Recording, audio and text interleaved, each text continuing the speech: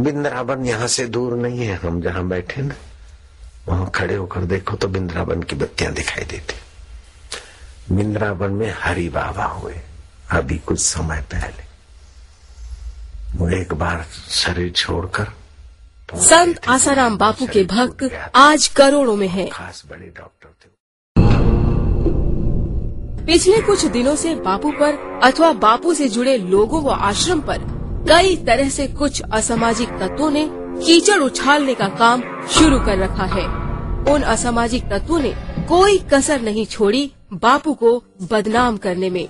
बापू के भक्तों को कई बार वेदना उठी और उन भक्तों ने अपनी मर्यादा में रहते हुए कई तरह से कोशिशें की कि आरोपों का ये झूठा सिलसिला रुक जाए, मगर शातिर असामाजिक तत्वों ने ये निकेन प्रकारेण अपने गलत इरादों को अलग अलग तरीकों से परोसने का काम जारी रखा।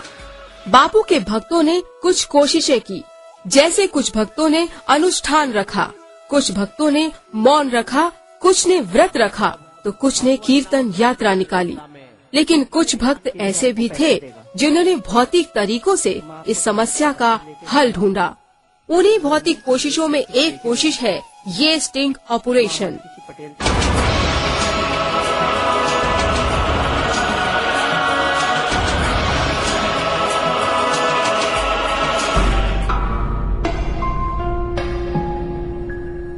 इस स्टिंग ऑपरेशन में नजर आ रहा राजू लंबू आश्रम में कभी रहा करता था, आज आश्रम से बाहर है और बापू के खिलाफ साजिश रच रहा है। जो 5 ट्रस्टी उनमें से आसाराम मर गया, नारायण कहीं चला गया, सुरेश कहीं अलग बैठा है, कोई अलग बैठा है, कोई आदमी है नहीं जो ट्रस्ट की लिस्ट में था, तो क्या करोगे आप? पूरा हो गया। आज आप टीवी में देखोगे कि इन 4-5 आदमियों का, षड्यंत्रकारियों का एक ही प्रोग्राम है कि किसी भी तरह संत आसाराम जी को बदनाम किया जाए। ये थोड़े दिनों के बाद अपने आप मर जाएंगे, उसके बाद नारायण साईं कहीं भी इधर उधर हो जाएंगे। रहे आश्रम सुरेशानंद जी तो इधर उधर घूमते ही रहते हैं।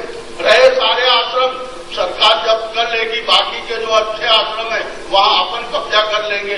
ये तो इनकी पॉलिसी है।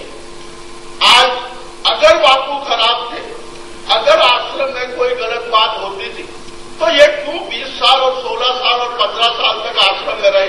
और जो बातें आज ये कह रहे हैं, आज ये बातें वर्षों तक इन्होंने क्यों मुंह बंद रखा? आज 5 साल के बाद, 10 साल के बाद अगर ये मुंह खोलते और कहते कि ऐसा होता है, ऐसा होता है, तो ये सारी बातें क्या बता रही? एक कॉन्स्पिरेसी है। इस स्टिंग ऑपरेशन के बारे में कुछ अखबारों ने व इलेक्ट्रॉनिक मीडिया ने पूरी खबर दिखाई।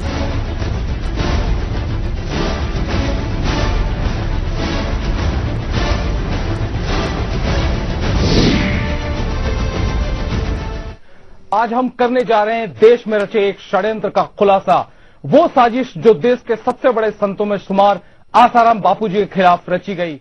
दरअसल राजू लंबू बापू आसाराम के खिलाफ लड़कियां ढूंढ रहा था जो बापू पर यौन उत्पीड़न का आरोप लगा सके। आप खुद ही देखिए कि लड़की को कैसे कैसे पढ़ा रहा है कि बापू के खिलाफ बोलने के लिए क्या क्या कहना है। ये लिखने से इसको एक बात ये खुद हो गई कि इसको क्या था, ये बहुत हो गई। इसको उस समय जब भी जहाँ बोलेगी तो उसको याद नहीं करना पड़ेगा। हाँ सही है। एग्जाम देने अपन जाते हैं, पहले अपन तैयार कर लेते हैं नोट्स, ठीक है कि नहीं? अपन वो नोट्स अपने बना लिए कि कहीं देने, कहीं दिखाने, कहीं वो नहीं। तुम्हारा आने जाने की मूवमेंट भी अच्छी नहीं है, मतलब बार बार आना जाना भी अच्छा नहीं है। तुम समझो बात। तो ये मानते हैं कि अगर कोई काम करना है, अंजाम देना है तो देखे की बात है। और आज मैं कल वकील से बात करूंगा, ठीक है? और वकील कहेगा मुझे उससे लड़की से मिलना है, एडवोकेट बोलेगा तुमको आवाज बुलाऊं कर इन लोगों को ये पेश कर रहा था कि ये बापू की श्रद्धा से टूटे हुए लोग हैं और ये लड़की बापू की सेक्स हरकतों से बाहर आई है, ये वो पेश करना चाहता था। इसलिए प्रेस कॉन्फ्रेंस के लिए इसको तैयार कर रहा था कि मीडिया वाले क्या क्या सवाल पूछेंगे और उन सवालों का आपने क्या जवाब देना है। इसकी तैयारी के लिए इनको उसने अपने घर अहमदाबाद भी बुलाया, ये वहां भी गए।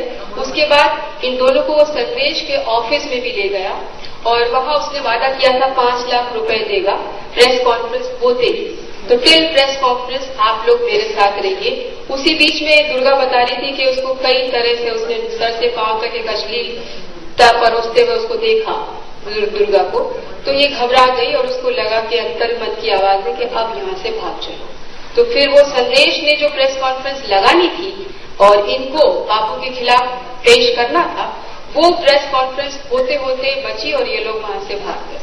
इस स्टिंग ऑपरेशन का मेन टारगेट राजू लंबू यहाँ साफ साफ बता रहा है कि वो अपनी पूरी टीम के साथ बापू के खिलाफ क्या क्या कर रहा है।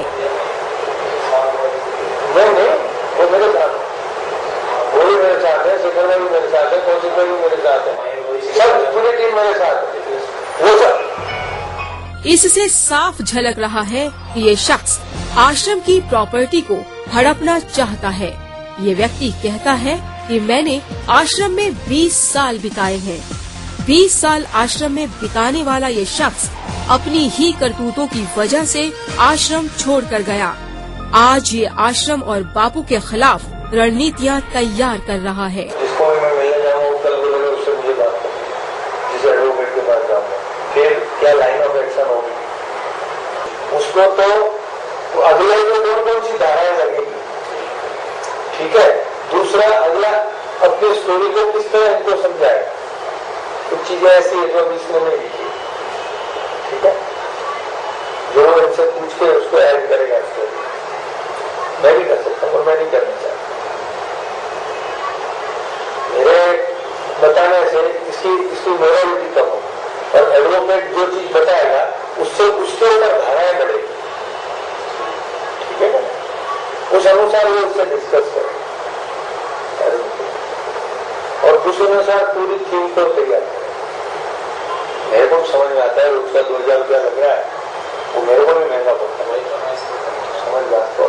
पर अब आज तुम वापस चले जाओ, कल एडवोकेट मेरे को बुलाता है, कल लड़की को बुला, अभी आज चले गए, कल तुम आ जाओ, मुश्किल है। उससे तो तुम बोलेगा कि वो ज्यादा बढ़िया, यही बोलेगा।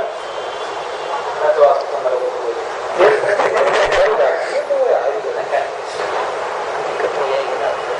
गए कल वापस चले अपन कर देते हैं और उसको ये तो नहीं कर सकता आज के आज लोग मेरे को काम है, आज के आज आपको काम करना। अब जैसे मैंने इसका ध्रुव का नाम लिखा है तो उससे जवाब तलब होगा, अच्छा होगा, ये जिसका भी नाम डालेगी उस लड़की को बुलाया जाएगा। ये इन्होंने बच्चों ने मेहनत करी है, जान जोखिम में डाल के मेहनत करी है, तो क्यों नहीं इसको हम असेंबल करें और इसको सक्सेसिव तरीके से पेश करें। क्योंकि दिक्कत ये आती है कि हमारे ही संस्कारों को हमारी ही कमजोरी समझ रहे थे वो लोग, और ये कहीं न कहीं बहुत गलत है। एंड अबाउट दैट वो लोग मीडिया का बेजा इस्तेमाल कर रहे थे, वो रोकना भी जरूरी था। और हमें लगा कि ये सीडी अपने आप में एक आईना है मीडिया वालों के लिए कि देखो तुम्हारा ये लोग कैसे इस्तेमाल कर रहे हैं, कम से कम अब तो रुक जाओ, अब तो समझ जाओ। जी हाँ, इसकी टीम का मुख्य शख्स वैद्य अमृत प्रजापति भी इसी लाइन ऑफ एक्शन में चल रहा है। अमृत प्रजापति ने एक प्रेस कॉन्फ्रेंस में एक लड़की पेश की। हाँ, उसने फोन पर मेरे को ये बताया कि मैं समाज के लिए मेरी जो घटना हुई है मेरे साथ वो बता सकती हूँ। हाँ, तो मैंने उसको यहाँ बुला लिया। हाँ, क्योंकि मेरे पास इतना वो नहीं है कि मैं दिल्ली में जाकर के दिल्ली में किस तरह से आप जैसे लोगों के साथ पहचान नहीं है मेरी कोई। इस प्रेस कॉन्फ्रेंस में नजर आ रही बुरखे में पूरी तरह से ढकी ये लड़की बापू पर आरोप लगाती है।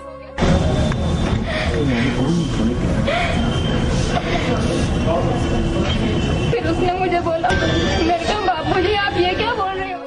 सारा मीडिया उसे हाईलाइट करता है, लेकिन सूरत पुलिस स्टेशन में दर्ज ये कागज की प्रति कुछ और ही बयां करती है। हमारी पत्नी है, પ્રેસ તથા મીડિયાની સામે બુરખો પહેરીને બાપુના વિરુદ્ધમાં નિવેદન પણ આપેલ છે. અમોએ લેબર કોર્ટમાં કરેલ દાવાની નકલો રજૂ કરું છું.